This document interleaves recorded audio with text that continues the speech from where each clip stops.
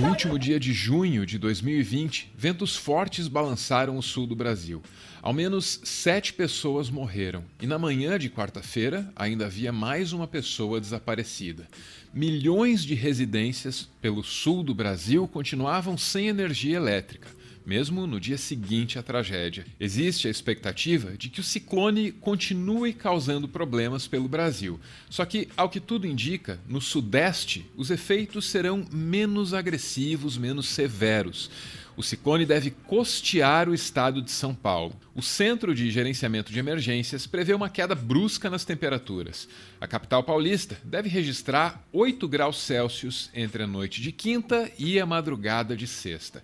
Toda essa destruição fez surgir no noticiário uma expressão nova para um país que até outro dia pensava estar imune a desastres naturais, o tal ciclone bomba.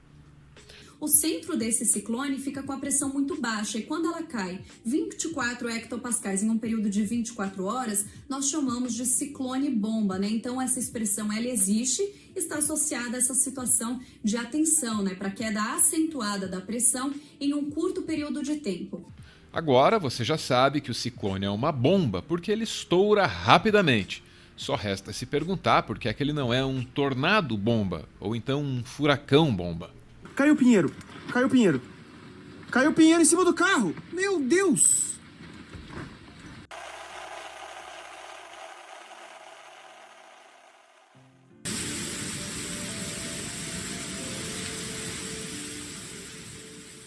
Furacões, tufões e ciclones são tempestades tropicais, mas eles são conhecidos por nomes diferentes em lugares diferentes. No norte do Oceano Atlântico e no nordeste do Pacífico, tempestades tropicais são chamadas de furacões. Se a mesma coisa ocorre no noroeste do Oceano Pacífico, Aí o fenômeno ganha o nome de tufão. Fora dessas áreas, o que inclui o Oceano Atlântico, o nome que se dá é ciclone. Cada região tem períodos do ano em que esses fenômenos são mais comuns. Os tufões no noroeste do Oceano Pacífico tendem a acontecer entre maio e outubro, embora possam se formar durante o ano todo. Na região do Pacífico Sul, a temporada de ciclones vai de novembro a abril. No Atlântico, o período vai de junho a novembro. Para ser classificada como furacão, tufão ou ciclone, uma tempestade tropical precisa gerar ventos superiores a 119 km por hora. E é por isso que a cobertura de um evento desses é muito perigosa. We have seen tons of that and certainly a storm surge today, but winds like this we have not seen. Back to you. All right, be safe over there. Get some safety. We're obviously we want you first and foremost to be safe. It looks awful out there, Miguel Marquez.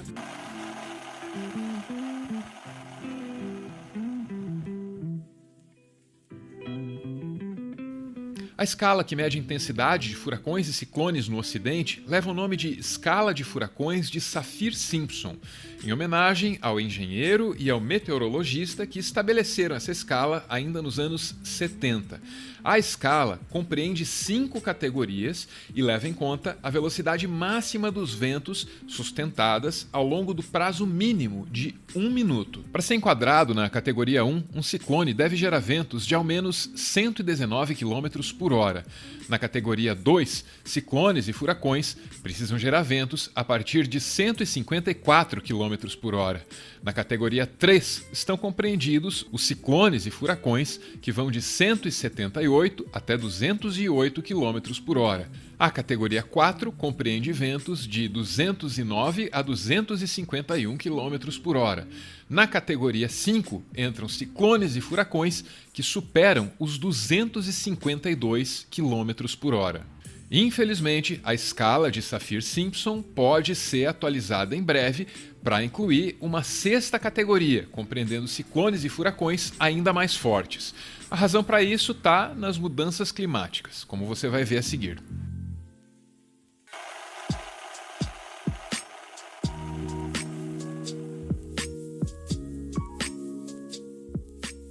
No noticiário, você já deve ter visto que furacões e ciclones ganham nomes. Quem batiza esses fenômenos é a Organização Meteorológica Mundial, que é um braço da ONU. Os nomes são todos retirados de uma lista pré-aprovada, só que tem um problema. Esses nomes estão se esgotando mais rápido do que a organização imaginava. Isso porque, além de estarem ficando mais fortes, furacões, tufões e ciclones também estão ficando mais frequentes. A explicação é relativamente simples. A atividade humana provoca mudanças de todo o tipo no planeta. E uma dessas mudanças é o aumento da temperatura da água dos oceanos. Quando a temperatura da superfície dos oceanos aumenta, a probabilidade de que tempestades se formem aumenta junto. A hurricane forms when warm air over the ocean rises. As that warm air rises, cool air sort of fills in below it, kind of creating that cyclonic action. At the top, it forms clouds, and those clouds create the rain system that we associate with hurricanes. Because of climate change, the oceans are much warmer than they used to be. There's some talk about potentially raising the hurricane category scale to include a 6, so for stronger winds than we currently have. Esse estudo da Universidade de Berkeley, publicado na Nature no final de 2018, estabelece que a frequência e a força de furacões, ciclones e tufões vai continuar aumentando nos próximos anos. O melhor que a humanidade pode fazer é se preparar para isso. A pesquisadora responsável, Patrícia Patricola, destaca: "Minha esperança é que essas informações possam ser usadas para melhorar a nossa resiliência aos tipos de eventos climáticos extremos que teremos no futuro. O estudo de Berkeley não é o único apontando para um futuro mais tempestuoso. Esse especialista da Universidade de Cornell aponta para o que ele chama de uma convergência de fatores. É que, junto com as mudanças climáticas, que tornam as tempestades tropicais mais frequentes e poderosas, acontece também uma migração gradual do interior dos continentes para o litoral. Isso deixa a população cada vez mais exposta aos desastres. But let me just end by telling you what I think the elephant in the room is here, what in this particular sphere has us worried. Get your mind around this. The global population exposed to tropical cyclones has tripled since 1970. Tripled. Now, the world population didn't triple in that period, thank God. But there is a huge migration to the coastline all around the world undergoing. For various reasons, people are moving from inland to the coast. So you have a convergence of a demographic and a sea level trend. And as I've said to you, the incidence of intense tropical cyclones is expected to increase. So I would predict fairly confidently that the incidence of tropical cyclone disasters like Haiyan, like Katrina, like Sandy, is going to rise very substantially. O que se viu no sul do Brasil, no final de junho de 2020, é definitivamente a materialização dessa tendência. Meu Deus do céu, cara! Destelhou tudo a Scania! Caralho! Meu Deus do céu! O que foi isso? Tá todo mundo bem aí?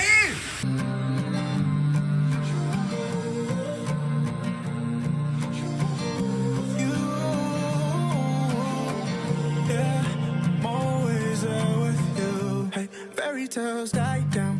I can't even tell north and south. Yeah, try to find a lighthouse. Losing sight of why I started. I hear you outside, outside. Sorry, I couldn't say goodbye. I can't seem to justify why you had to die. I got funerals, hard to find a soul. Someone else who knows, living on this road. Pull up for the quick fix, I know it won't fix it. Got me feeling low, pulling for the top like running on the sideline. Right now, this feel like a lifetime. I doubt, losing all my patience. Somehow, feeling the vibrations of you now. Tell me, are you sad or sad? When no one's left to wipe your tears off. I know you feel alone, but I'm right there with you.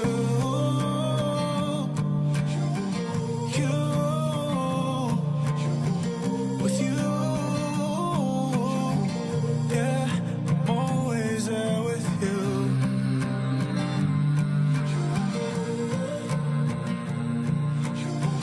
With you. So this life is given everyone a present, beautiful, shine.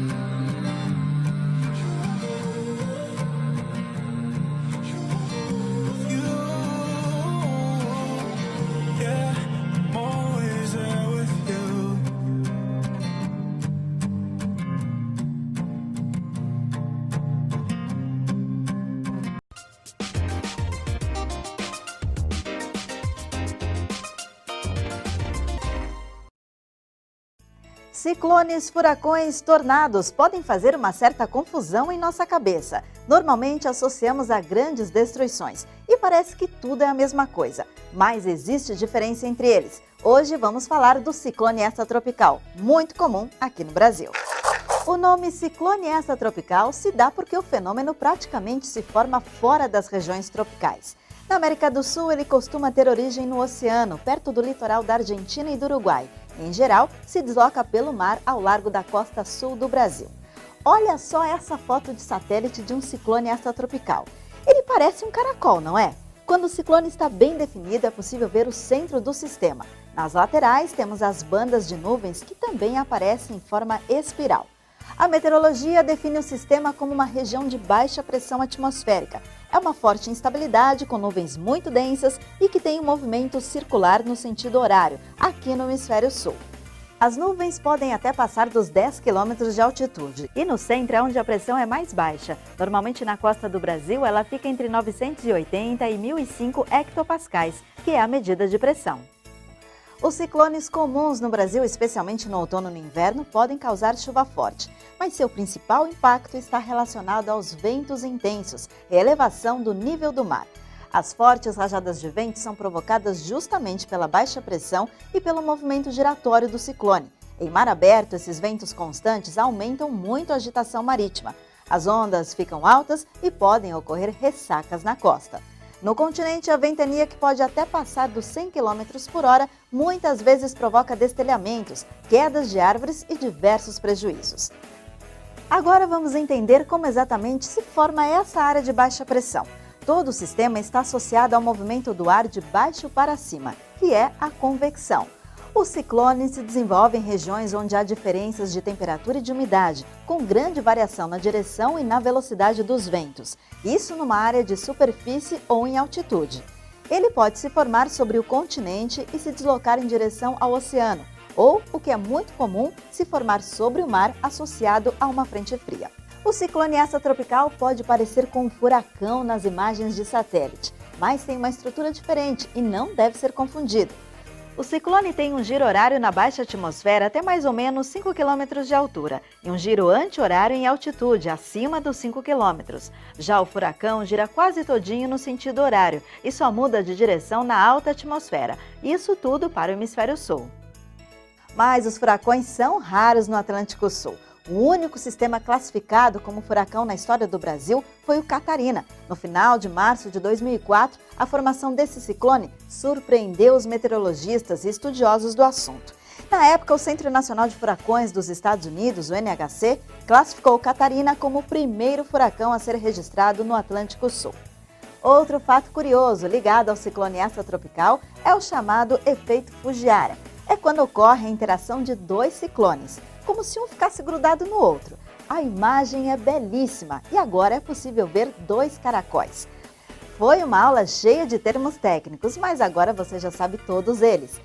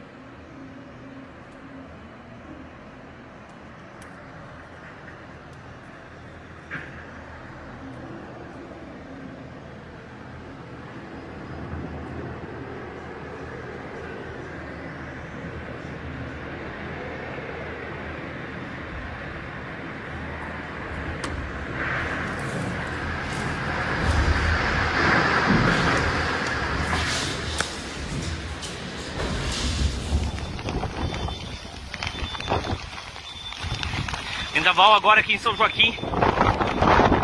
Vai, Nossa Senhora Aparecida. Poste, árvores caíram em cima de casas, em cima dos carros. Tomar todo cuidado, porque aqui os postes, os fios estão todos no chão e ainda podem estar ligados.